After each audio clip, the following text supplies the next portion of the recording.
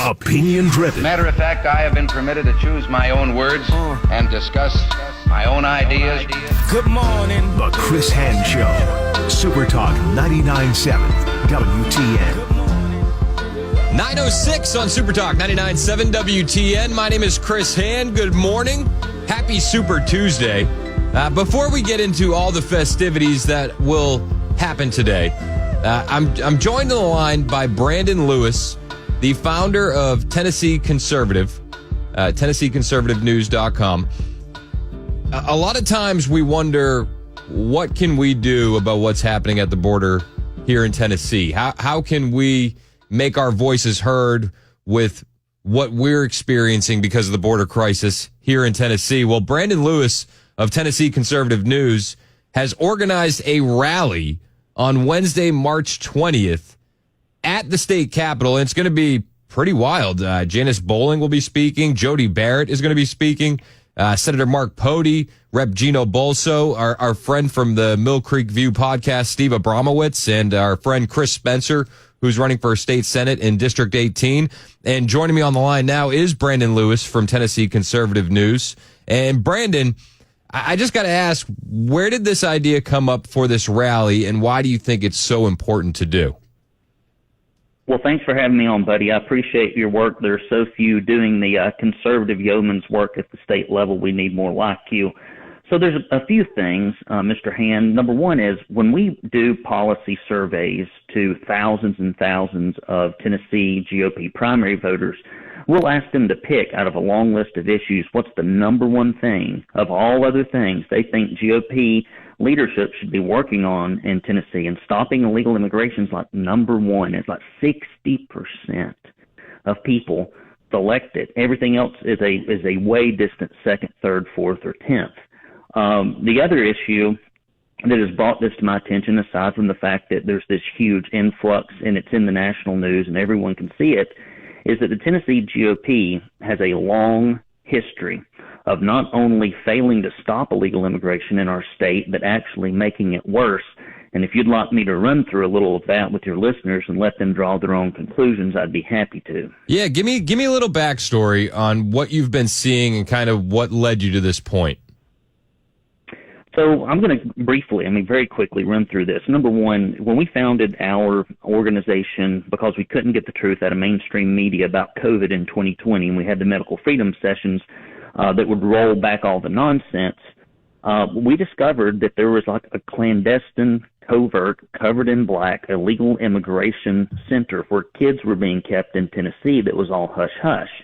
Well, our reporting got national news, and that center was shut down, but not before kids were molested and lost. And Bill Lee is the one that put it in our community without any discussion and authorized it. And people didn't want it, but he did it anyway. They have killed every bill that has been brought by people like Griffey to strengthen E-Verify. They've killed bills that would stop the taxpayer funding of illegal immigration, which costs Tennessee taxpayers $577 million a year. There was a bill to stop mass transportation that actually had teeth for enforcement. It was killed. Checking the illegal immigration status to vote in Tennessee. You'd think that'd be kind of easy to do. Nope, got killed. And but what they have done is they gave them professional licenses. The legislature gave illegal aliens professional licenses. They signed the bill. They also, William Lambert brought a bill that would make illegal aliens cops.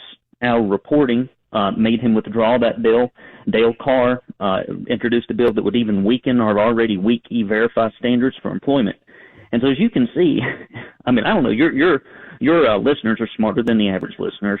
If this is the history of GOP leadership's stance on illegal immigration, can they possibly really care about stopping it?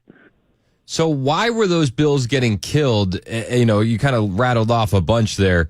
What is the main reason why you think that none of this stuff is kind of getting pushed through? I think we've got two. The first is, as I mentioned to you when we talked last, we did a huge, very expensive report that took hundreds of hours. And what we discovered is with GOP leadership at the state level in Tennessee, 90+% of their funding comes from special interests, mainly left-leaning corporations outside of their districts. So if somebody's got $100,000 in their bank account, 90 of it came from corporate special interest, 10 of it came from back home. Well, when all your money comes from special interest and you get lazy and you don't have to depend on your districts to raise your money, and then there's a fight between the well-organized corporate money and the huge lobbyists that they bankroll that are there 24/7 living under the legislators' desks in Cordell Hall. And then you have uninformed and low-information Republican primary voters who think because Bill Lee posts some pictures of him visiting the border for the cameras, or because Bill Lee is going to send 100 or 200 or however many Tennessee Guardsmen, that things are actually happening. So it's a combination of the fact that many of these people that are in Republican leadership are honestly just old Southern Democrats that run as Republicans because that's how their district is drawn. They get corrupted by this corporate money, and then they fail to do the will of the people. So, I mean, you sound pretty fed up with everything that's going on. I'm just a tuning fork for the GOP base in Tennessee. I advocate for what they, on average, want to be passed. I don't put my personal opinion into things other than my personal commentary. And for example, like on school choice, there's some people that are for it, some people that are against it. Our base is split on that. And so I tell the truth about it, right? And so, but our base is not split on illegal immigration at all. Like, I mean, I believe when I sent out an email to 20-something thousand people, I got 2 people that replied back and said, I can't believe we're doing this Protect Tennessee Borders event. And everybody else is like, thank God somebody in the state's actually making noise about this. So you're doing this rally on Wednesday, March 20th at 1 o'clock.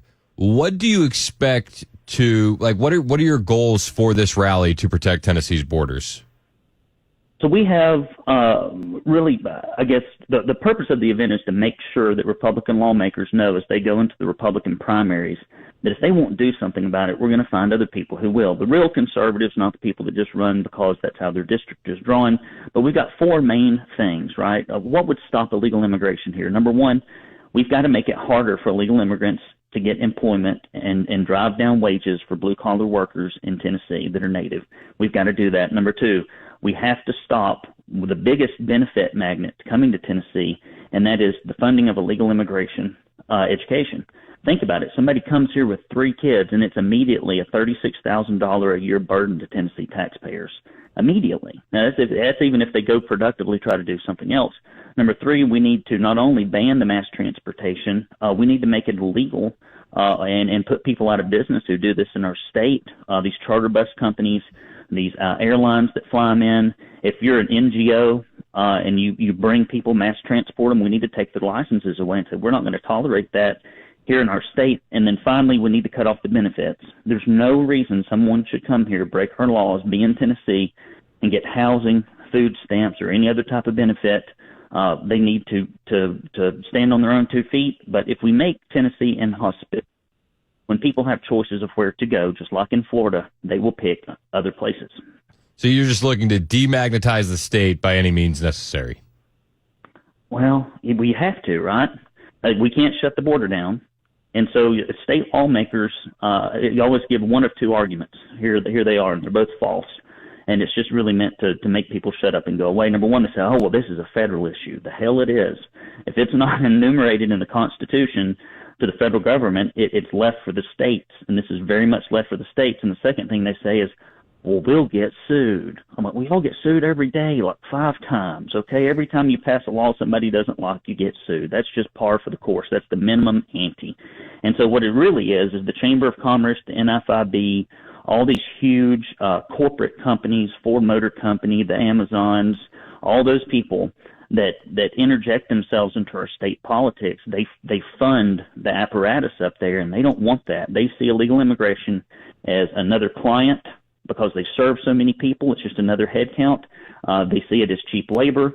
And then our government school systems see it as, hey, we're going to get, if we just get somebody in here, any human, it doesn't matter the academic progress. It doesn't matter how bad it negatively impacts our native children. Hey, that's 12 more grand.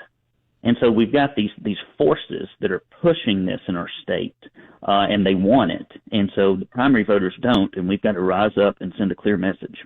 And you're going to be saying, this is Brandon Lewis on the line with us from Tennessee Conservative News, and you plan to send that message on March 20th at the state capitol. How many people are you expecting currently to get down there? How many people do you want down there?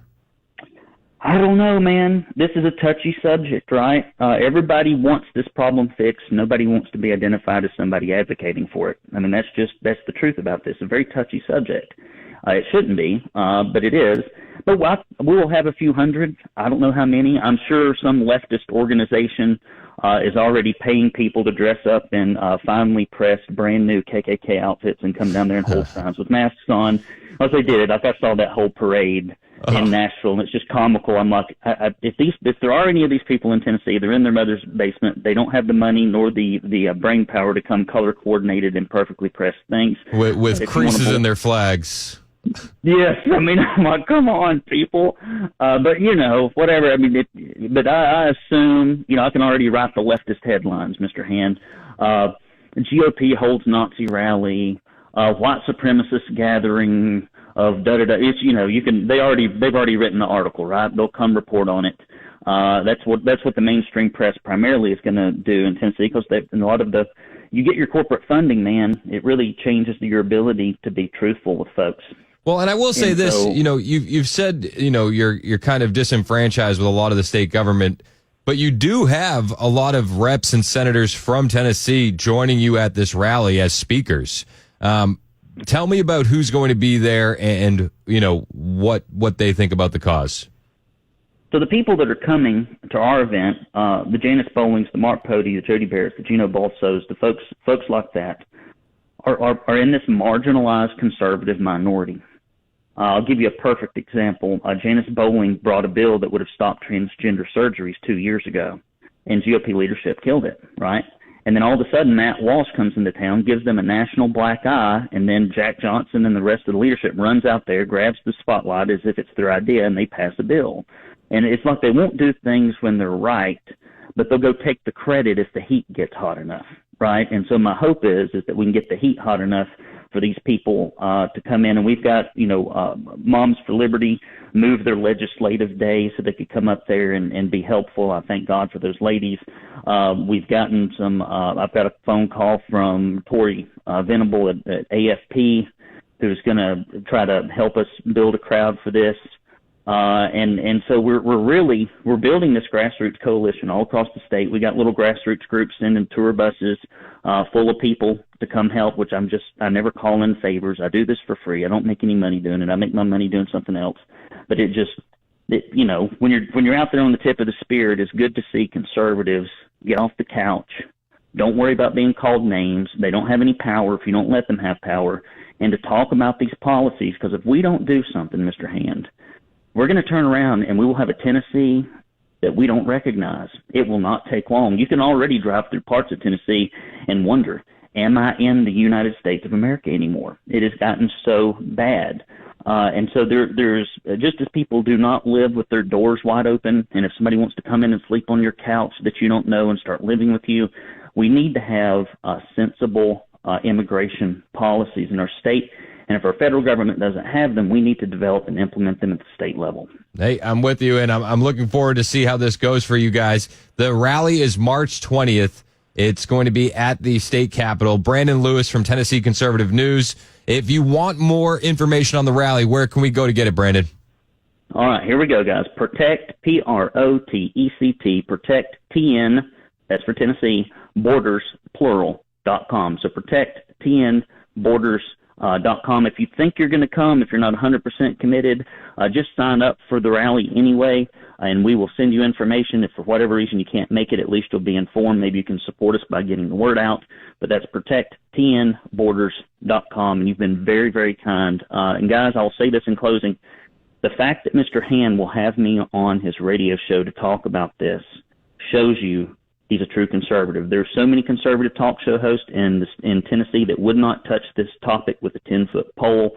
Mr. Hand, I appreciate you, and your listeners should appreciate you as well. Well, thanks, man. You didn't have to say all that. But I think that this is important, and I think that what you're doing is good work. And, if nobody's going to hold our officials accountable, who will? Exactly, sir. I appreciate your work very much. Hey, thanks, Brandon. Brandon Lewis from Tennessee Conservative News. ProtectTNBorders.com. If you want more info on the rally that's happening on March 20th, ProtectTNBorders.com.